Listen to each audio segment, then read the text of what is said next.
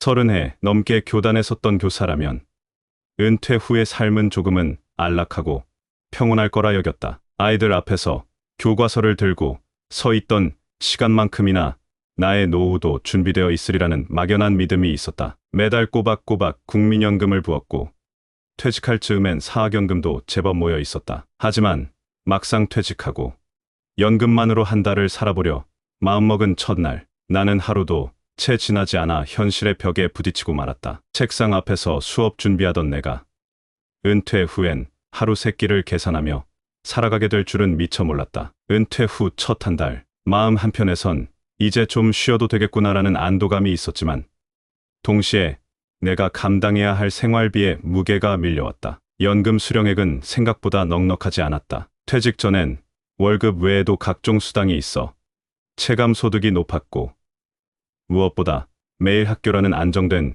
구조 안에 있으니 지출이 제한적이었다. 하지만 은퇴한 지금은 다르다. 아침에 눈을 뜨는 순간부터 모든 비용은 스스로 책임져야 한다. 그리고 그 책임은 생각보다 버겁다. 첫 번째 사례는 나 자신.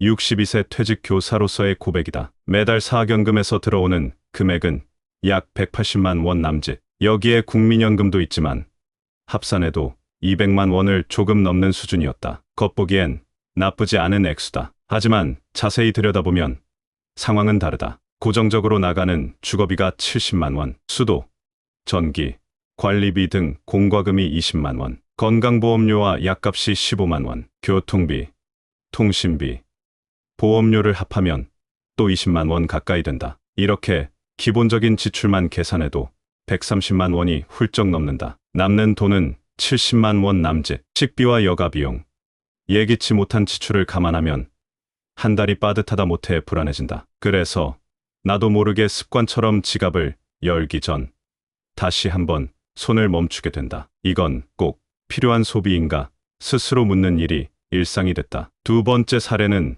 내 친구 영숙 씨의 이야기다. 그녀는 초등학교 교사로 33년간 근무하고 지난해 퇴직했다. 남편과 사별한 뒤 혼자 생활하고 있으며 연금 수령액은 나보다 약간 적은 수준이다. 그녀는 퇴직 직후 요가 학원에 등록하며 이제는 나를 위한 삶을 살아보겠다 하며 의욕을 불태웠다. 하지만 한 달이 지나지 않아 학원을 그만뒀다. 요가 수업료가 월 12만 원이었는데 연금에서 이 돈을 빼고 나면 식비에 부담이 생겼다고 했다. 더 큰 문제는 병원비였다. 허리 디스크로 정기적으로 물리치료를 받아야 하는데 기급여 항목이 포함되면서 진료비가 예상보다 훨씬 많이 나왔다. 결국 영숙 씨는 요가도 외식도 줄이게 되었고 집 안에서 TV를 보는 시간이 많아졌다. 그녀는 말했다. 연금이 있다는 게 참 다행이긴 한데 그게 노후의 자유를 보장해주진 않더라고. 세 번째 사례는 남편과 함께 은퇴한 부부의 이야기다. 고등학교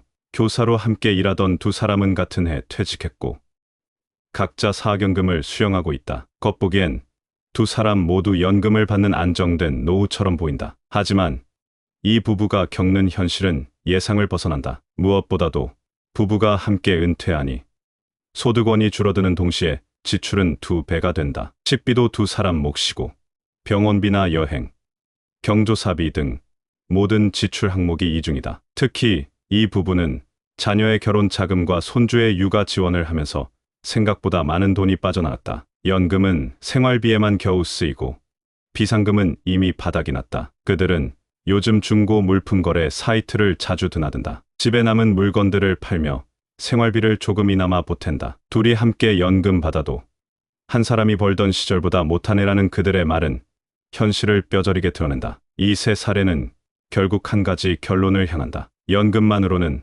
노후가 안정되지 않는다는 것이다. 퇴직 후에 받게 되는 연금은 정해진 액수다. 하지만 삶의 변수는 끝없이 많고 지출은 예상보다 훨씬 빠르게 늘어난다. 건강 문제, 가족 지원, 물가 상승, 사회활동 등은 모두 연금으로는 감당하기 어려운 영역이다. 더군다나 연금은 물가에 연동되는 수준이 미미해 실질적인 구매력은 매년 떨어진다. 따라서 교직 생활을 마친 후에도 연금 이외의 수입원을 마련해두는 것이 중요하다. 이는 단순히 돈의 문제가 아니라 노후의 자존감과도 연결된다. 연금에만 의존하면 소비가 위축되고 위축된 생활은 인간관계를 단절시키며 이는 다시 삶의 의욕을 앗아간다. 반면 소소하더라도 자신만의 수입원, 예를 들면 강의나 글쓰기, 소규모 임대사업 같은 것이 있다면 삶의 리듬은 달라진다. 매일 출근하던 습관이 사라진 이후에도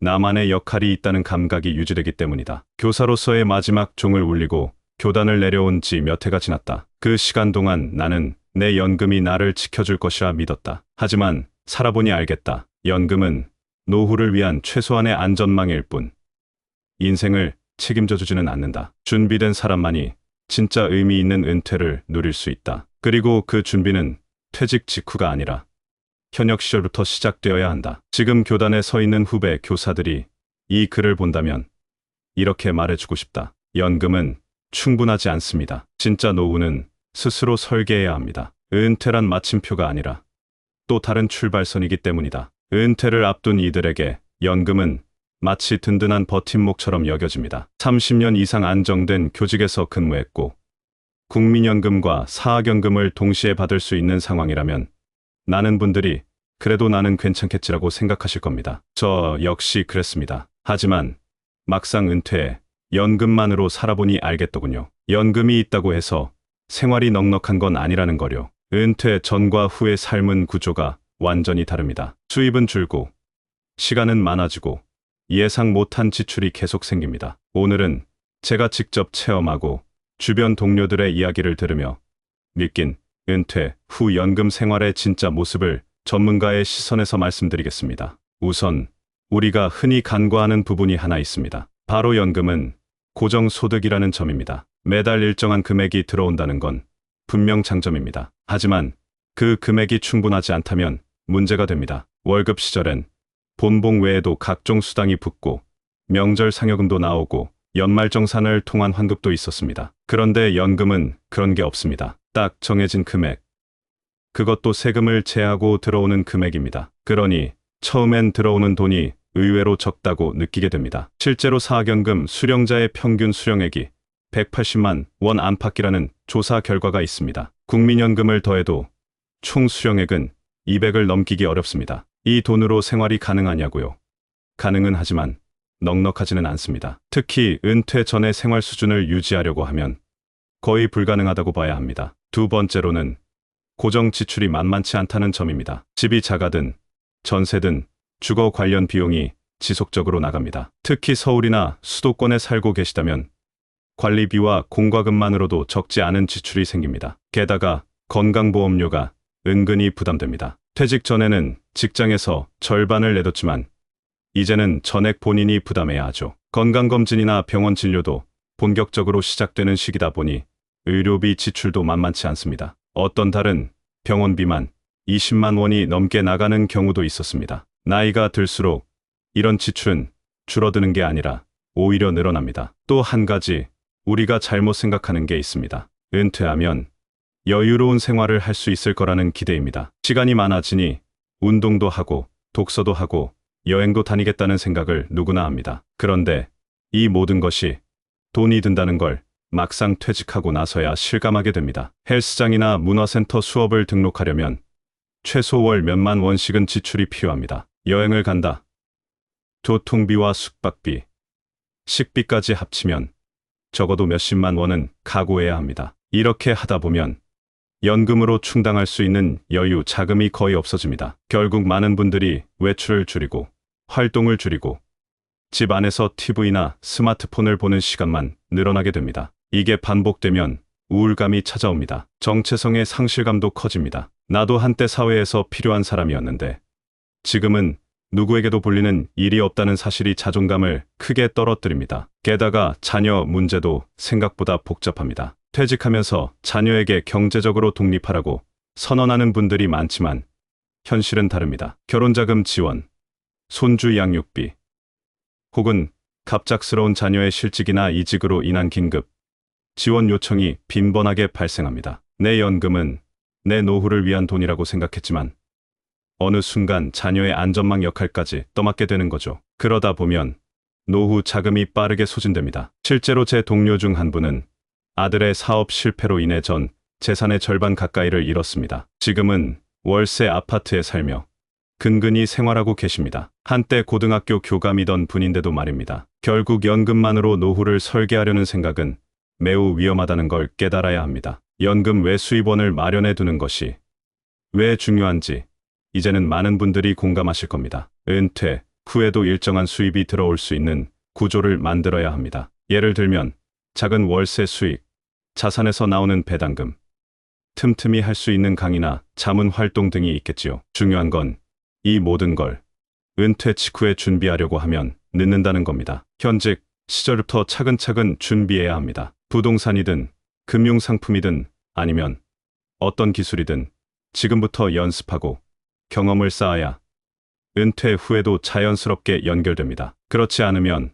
막상 시간이 생겼을 때 뭘 해야 할지 몰라 허비하게 됩니다. 그리고 한 가지 꼭 덧붙이고 싶은 이야기가 있습니다. 노후 준비는 단순히 돈의 문제가 아니라 관계의 문제이기도 하다는 겁니다. 직장을 떠나면 자연스럽게 인간관계도 정리됩니다. 동료들과의 점심 식사, 회의, 출장 같은 일상 속의 소통이 사라지고 나면 갑자기 외로움이 찾아옵니다. 은퇴 후에는 혼자 있는 연습이 필요하다고들 하지만 그보다는 이미 있는 관계를 이어가는 연습이 더 필요하다고 생각합니다. 소모적인 관계가 아니라 서로 격려하고 배려할 수 있는 건강한 인간관계를 유지하는 게 중요합니다. 동호회 활동, 봉사활동, 지역 모임 같은 것들이 큰 도움이 됩니다. 이 역시 은퇴 후에 갑자기 시작하면 어려우니 미리 경험해보는 것이 좋습니다. 결국 은퇴는 준비된 사람에게는 새로운 인생의 시작이지만 그렇지 않은 사람에겐 막막한 현실입니다. 특히 교직처럼 정년이 보장된 안정된 직업에서 은퇴하신 분일수록 더더욱 착각하기 쉽습니다. 연금이 있으니 괜찮겠지. 내가 사회적으로 그래도 성공한 편이니까 노후도 안정적일 거라고요. 하지만 노후는 생각보다 오래 지속되고 지출은 줄지 않으며 기대하지 않았던 상황들이 수시로 찾아옵니다. 그래서 미리미리 현실적인 계획을 세우고 소득의 다각화와 관계의 지속성을 고민하는 게 필수입니다. 제가 이 글을 쓰는 이유는 단 하나입니다. 아직 교직에 있는 후배 교사들에게 조금이라도 경각심을 주고 싶어서입니다. 연금은 최소한의 안전망일 뿐입니다. 그것만 믿고 노후를 맞이한다면 분명 언젠가는 큰 후회를 하게 될 겁니다. 하루하루 성실하게 살아온 당신이 은퇴 후에도 행복하려면 지금부터 준비해야 합니다. 돈, 건강, 관계, 이 세 가지를 균형 있게 챙겨야만 인생의 후반전에서도 웃을 수 있습니다. 은퇴는 끝이 아니라 새로운 시작입니다. 그 시작을 어떻게 맞이하느냐는 결국 지금의 선택에 달려 있습니다.